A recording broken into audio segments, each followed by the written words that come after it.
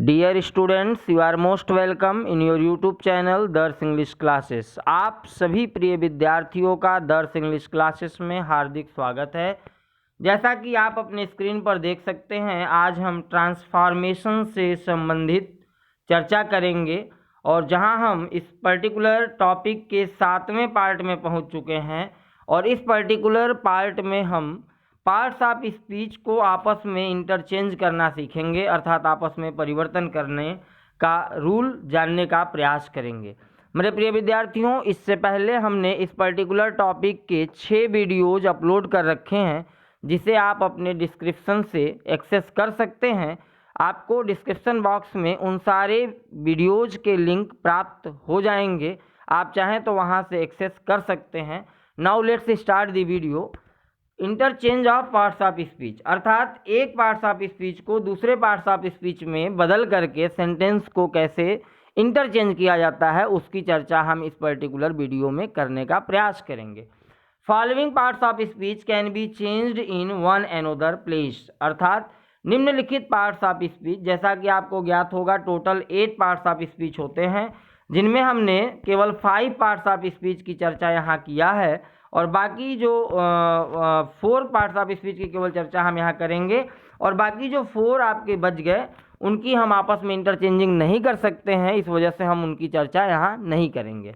अब आप ध्यान दें, नाउन के स्थान पर आप एडजेक्टिव का यूज कर सकते हैं, एडजेक्टिव के प्लेस पे नाउन का यूज हो सकता है, वर्ब का यूज हो सकता है, एडवर्ब का यूज हो सकता है। अर्थात आप ये ध्यान दें, इन चारों पार्ट्स ऑफ स्पीच को आप एक दूसरे के स्थान पर रिप्लेस कर सकते हैं।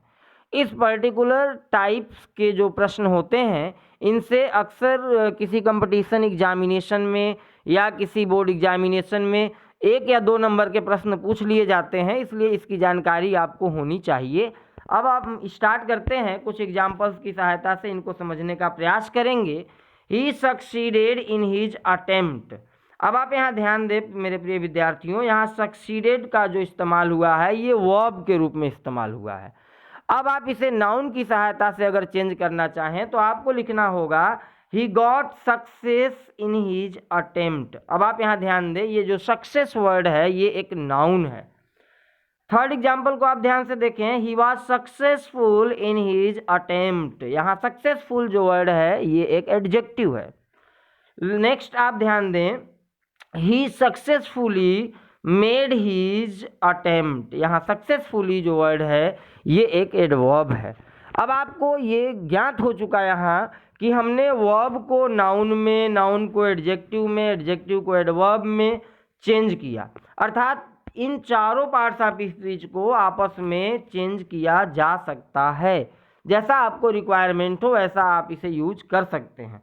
फॉर एग्जाम्पल, यदि आपको किसी एग्जाम में ये सेंटेंस मिला और इसके आगे लिखा गया आप इसे इंटरचेंज करें नाउन में, ठीक है, तब आपको ये लिखना होगा he got success in his attempt.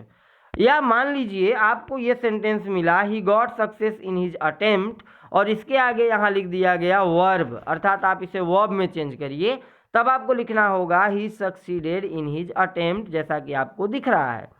मेरे प्रिय विद्यार्थियों, आपको ध्यान से सेंटेंस को समझना होगा, देखना होगा और तब आपको परिवर्तन करना होगा, तभी आप इसे सही कर पाएंगे। अब हम सेकेंड एग्जाम्पल को ध्यान से देखने का प्रयास करते हैं। He didn't intend to harm you. अब आप यहाँ ध्यान रखें, इंटेंड वर्ड जो है वो वर्ब के रूप में यहाँ इस्तेमाल की गई। अब आपसे कहा गया आप इसे नाउन में कन्वर्ट करिए, तो जैसे ही आप इंटेंट को नाउन में चेंज करेंगे ये इंटेंशन में चेंज होगा, अर्थात his intention was not to harm you. अब आप यहाँ ध्यान दें, इस इंटेंशन को यदि आपको कहा जाता आप इसे एडजेक्टिव के रूप में लिखिए, तब आपको लिखना होता इट इज नॉट इंटरनेशनल, माफ करिएगा, it is not intentional that he harmed you. ये अब इंटेंशनल जो वर्ड है ये एडजेक्टिव में चेंज हो चुका। यदि आपसे कहा गया कि यदि आप इसे एडवर्ब में चेंज करिए, तब आपको इंटेंशनली का यूज करना होता, अर्थात he didn't harm you intentionally. आपने ध्यान दिया कि हमने 2 एग्जाम्पल की सहायता से नाउन, एडजेक्टिव, वर्ब, एडवर्ब को आपस में बदलने का काम किया और जिसे आप बड़े ही इजीली और आसानी से चेंज कर सकते हैं। अब हम कुछ और भी एग्जाम्पल्स की चर्चा यहाँ करना चाहेंगे। आप एग्जाम्पल नंबर 1 के फर्स्ट लाइन को आप ध्यान दें। The Indian culture differs from the western culture, अर्थात जो भारतीय कल्चर है, संस्कृति है, वो वेस्टर्न कल्चर से अलग है। अब आप यहाँ ध्यान रखें, यहाँ जो डिफर्स वर्ड है ये एक वर्ब है, वर्ब के रूप में यूज किया गया। अब आप इसे यदि एडजेक्टिव में चेंज करना चाहें तब आपको लिखना होगा the Indian culture is different from the western culture, अर्थात यहाँ डिफर्स को डिफरेंट में जब आप चेंज करेंगे तो ये वर्ब से एडजेक्टिव में चेंज हो चुका। अब आप नेक्स्ट एग्जाम्पल को ध्यान से देखें। He has disgraced his family, यहाँ डिसग्रेस्ड जो वर्ड है ये वर्ब के रूप में यूज हुआ, लेकिन यदि नाउन के रूप में यूज करना हो तो अब आपको यहाँ पे डिसग्रेस लिखना होगा, अर्थात he is a disgrace to his family. Next example को आप ध्यान से देखें। It is apparently a new hat, अब आप यहाँ ध्यान रखें, अपेरेंटली जो वर्ड है ये एक एडवर्ब है, और अब आप इसे वर्ब में यदि चेंज करना चाहें तब आपको अपेरेंटली को एपियर्स में चेंज करना होगा, अर्थात it appears to be a new hat. मेरे प्रिय विद्यार्थियों, यहाँ एक बात जो आपको हमेशा याद रखनी है, जब कभी भी आप किसी वर्ब को नाउन में, नाउन को एडजेक्टिव में, एडजेक्टिव को एडवर्ब में, या इन चारों पार्ट्स ऑफ स्पीच को एक दूसरे में जब आप परिवर्तन कर रहे होते हैं तो वहाँ आपको जो सबसे इम्पोर्टेंट बात ध्यान रखनी होती है वो ये ध्यान रखनी है कि इनके मीनिंग चेंज नहीं होने चाहिए। यदि मीनिंग चेंज हो जाते हैं तब आपका ट्रांसफॉर्मेशन रॉन्ग हो जाएगा, इस बात को आप हमेशा याद रखें। आप इस नेक्स्ट एग्जाम्पल को ध्यान से देखें। दे पास्ड एन एनेक्सियस टाइम, अब आप यहाँ एनेक्सियस जो वर्ड है ये एडजेक्टिव है। अब आप इसे चाहें तो आप इसे एनेक्सियसली में जब चेंज करें तो ये एडवर्ब में चेंज हो जाएगा, अर्थात दे पास दैट टाइम एनेक्सियसली। यहाँ भी आप ध्यान दें, दोनों ही लाइनों के अर्थ में कोई परिवर्तन नहीं हुआ है, अर्थात एडजेक्टिव के एडवर्ब में चेंजिंग भी हुआ बट उनके मीनिंग में कोई परिवर्तन नहीं हुआ। नेक्स्ट आप एग्जाम्पल को देखें। He examined the whole case carefully, यहाँ पे आप ध्यान दें, examined the whole case carefully, ये जो केयरफुली वर्ड है ये एक एडवर्ब है, लेकिन आप यदि चाहें तो इसे नाउन में चेंज कर सकते हैं। He examined the whole case with much care, अब आप यहाँ ध्यान दें, यहाँ ये नाउन में चेंज हो चुका।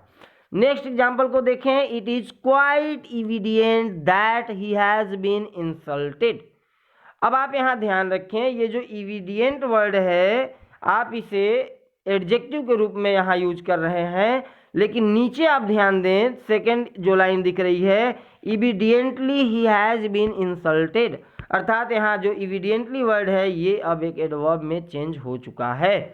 नेक्स्ट एग्जाम्पल को आप ध्यान दें।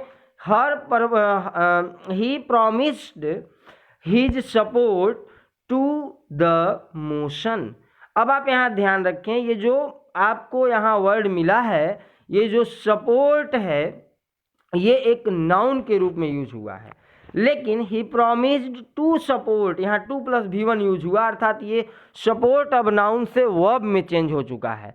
मेरे प्रिय विद्यार्थियों, अब तक के सभी एग्जाम्पल्स में आपने देखा कि हम किस प्रकार से नाउन को एडजेक्टिव में, एडजेक्टिव को एडवर्ब में, एडवर्ब को वर्ब में चेंज कर सकते हैं। मेरे प्रिय विद्यार्थियों, इस पर्टिकुलर टॉपिक में कोई भी विशेष रूल ऐसा नहीं है जिसकी सहायता से आप पार्ट्स ऑफ स्पीच को आपस में इंटरचेंज कर सकें। यहाँ सिर्फ और सिर्फ आपका स्वविवेक काम करता है। जितनी आपको वर्ड की जानकारी होगी, जितना आपका ओकैब कंप्लीट होगा, स्ट्रांग होगा, उतना ही आसानी से आप इनको आपस में इंटरचेंज कर सकते हैं। मेरे प्रिय विद्यार्थियों, इससे पहले कि 6 वीडियोज़ को आप बहुत ही ध्यान से देखें, समझें, ताकि आप ट्रांसफॉर्मेशन का कंप्लीट इन्फॉर्मेशन प्राप्त कर सकें। यदि आप इस चैनल पे नए हैं तो आप हमारे चैनल को लाइक, सब्सक्राइब जरूर करें। Thank you for watching my video. Thank you so much. Thank you for your timing. Thank you so much.